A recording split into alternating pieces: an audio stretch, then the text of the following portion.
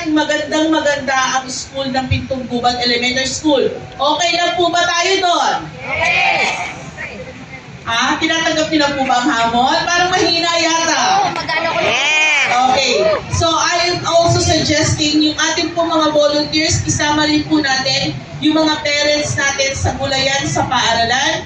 And they will be recognizing in our state of the school address na gagawin po natin later, na-schedule po natin, and we will be giving certificates and recognition to those select parents na talaga namang tumutulong po sa ating school. Sabi ko nga, kailangan may top 10, no? Kumbaga sa school, kung sa may honors, dito rin may honors. We will be recognizing them through Adopt a School program. Pati po yung ating best classroom. So, dignidad na, no? Dignidad.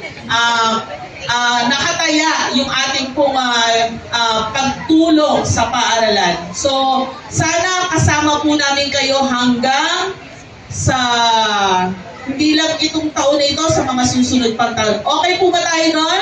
Okay. And hopefully, this will be our state of the school address next on the scheduled date will be successful. Thank you very much.